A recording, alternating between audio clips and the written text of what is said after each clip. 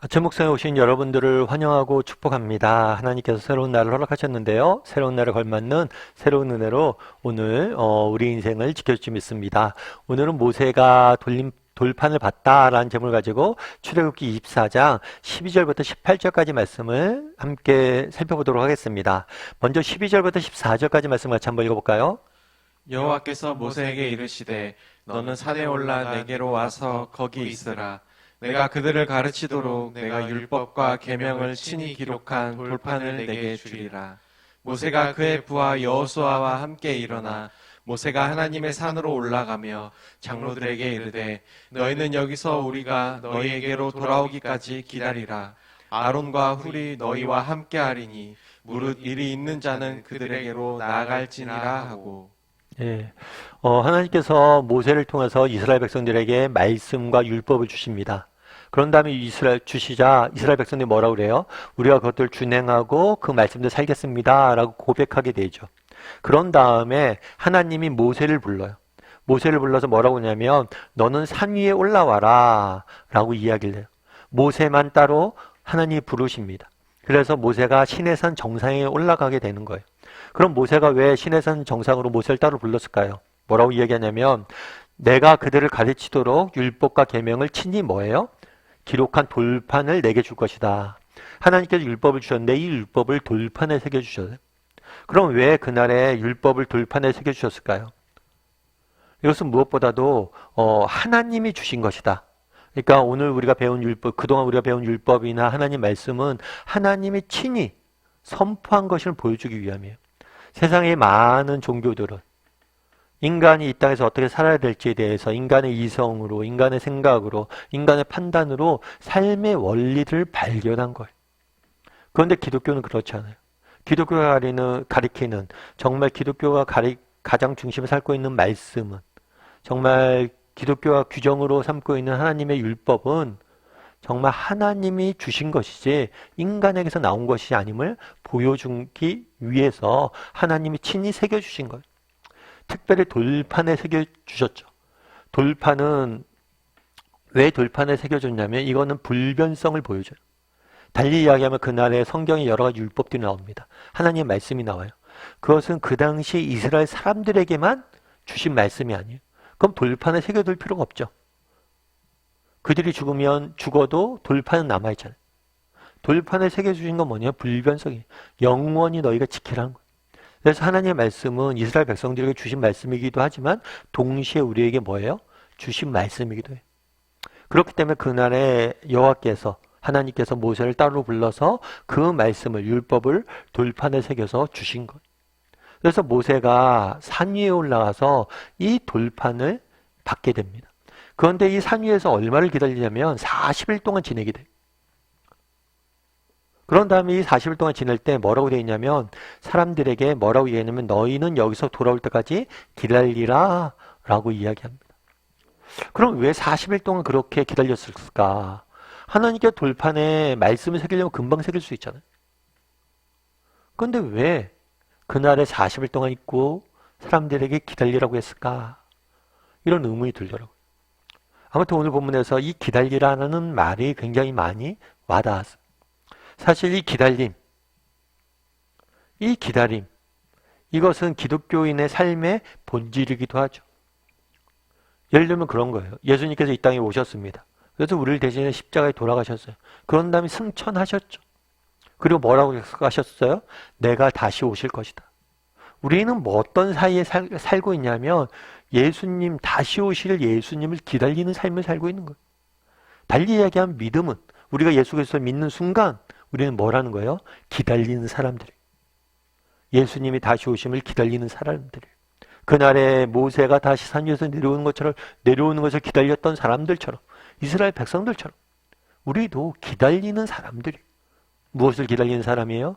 예수님이 다시 오실 그날을 기다리는 사람들. 그래서 우리 인생의 가장 기본적인 본질은 뭐냐면 기다림에 있어요. 기다림. 그래서 우리는 어떤 사람들이냐? 다시 오실 하나님 나라를, 예수님을 기다리는 사람들이 우리라는 거예요. 여러분 시간 전망이라는 단어를 들어보셨어요? 이 시간 전망이라는 단어는 뭐냐면 한 사람이 어느 정도의 미래를 바라보며 살아가느냐라는 게 이 시간 전망이에요. 그런데 우리 각자는 다 다른 시간 전망을 가지고 살아가요.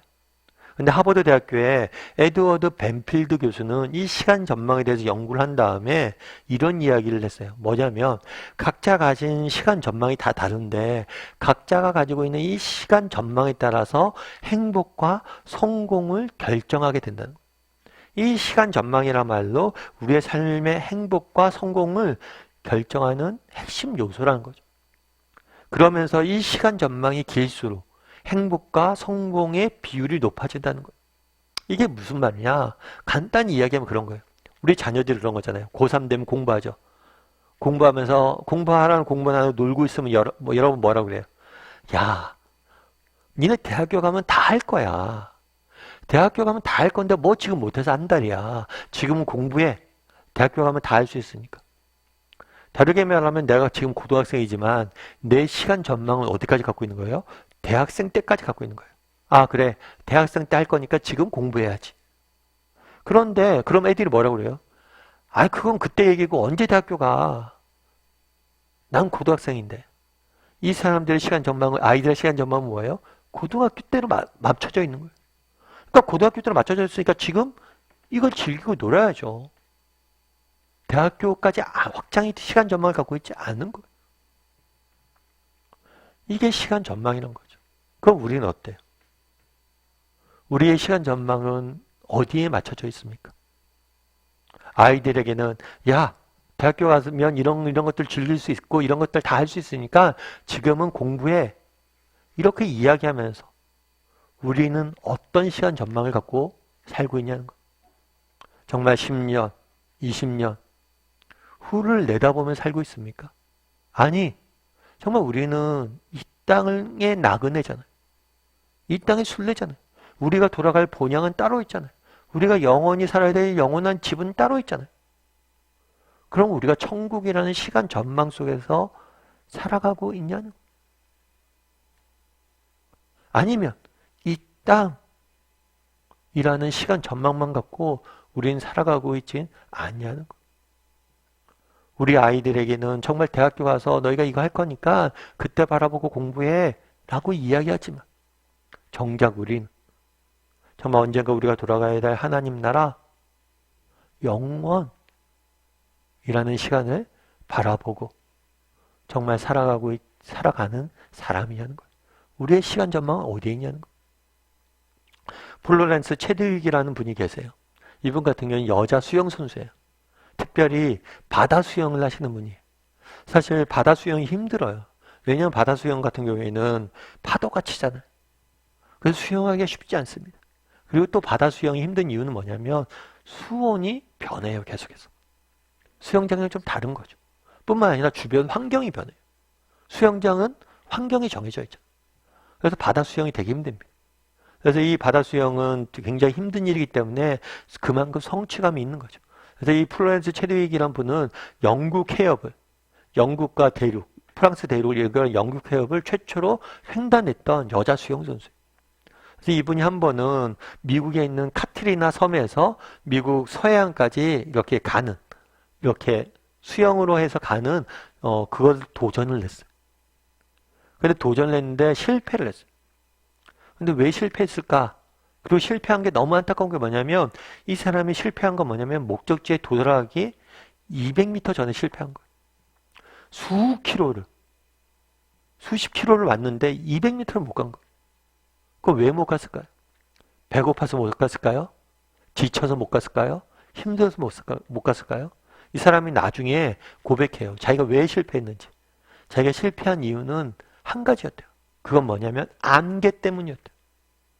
안개가 너무 껴서 목표물을 못 본 거예요. 목표물을 못 보다 보니까 목표물이 보이지 않으니까 너무 지치고 힘들어서 포기한 거예요. 그것도 바로 목표물 바로 앞에서. 우리도 마찬가지예요. 여러분, 우리 인생의 가장 큰 문제는 뭐냐면 안개예요. 보지 못하는 거예요. 아니, 우리 스스로가 안개를 만드는 거예요. 정말 우리의 최종 목적지는 어디입니까? 하나님 나라예요. 그곳을 바라봐야 돼요. 여러분, 이 땅의 삶은 금방입니다. 곧 끝이 납니다. 우리는 하나님 앞에 서게 될 거예요. 하나님 앞에 섰을 때 하나님께서 우리를 칭찬해 주실 거예요. 우리 인생을 다르게 평가해 주실 거예요. 그날을 바라봐야죠. 눈을 들어 그날을 봐야죠. 눈을 들어 그날을 바라야죠. 그날에 대한 시간 전방을 가져야죠. 우리 자녀들에게 말하는 것처럼 대학교 가면 다 할 텐데 라고 말하는 것처럼 바라기는 우리 다음의 식구들이 정말 날마다 다시 오실 주님을 바라봤으면 좋겠어요. 그리고 언젠가 우리 주님을 다시 만날 그날을 바라봤으면 좋겠어요. 그날을 바라봄으로 오늘을 다르게 살 줄 아는 저와 여러분이 되기를 주님의 이름으로 소원합니다. 우리 시간 함께 기도했으면 좋겠는데요. 기도하실 때 정말 나는 얼마나 어떤 시간 전망을 가지고 살아가는 사람들인지 돌아봤으면 좋겠습니다. 나는 얼마나 천국을 소망하고 천국을 바라보며 사는 사람인지 돌아보길 소원하고 정말 하나님 나라를 바라봄으로 오늘을 다르게 사는 사람이 되게 해달라고 기도했으면 좋겠습니다. 우리가 정말 바라봐야 돼요. 내 안에 있는 안개를 걷어내야 돼요. 그래서 하늘나라를 바라볼 줄 아는, 그리고 주님이 칭찬하실 그날을 바라봄으로 오늘 세상 속에 다르게 살 줄 아는 사람들이 되게 해달라고 함께 기도해 주시고, 또 오늘 하루 또 세상 속에 살아가야 됩니다. 하나님, 우리 인생을 지키시고 보호해달라고 기도해 주시고, 특별히 오늘은 이번 주의 마지막 날이고 또 이제 주말을 맞아 우리 예배 드리게 되는데 기쁘고 즐거움을 하나님 앞에서 예배하는 자들이 되게 해달라고 이 시간 목소리로 같이 기도하도록 하겠습니다. 같이 기도하시겠습니다.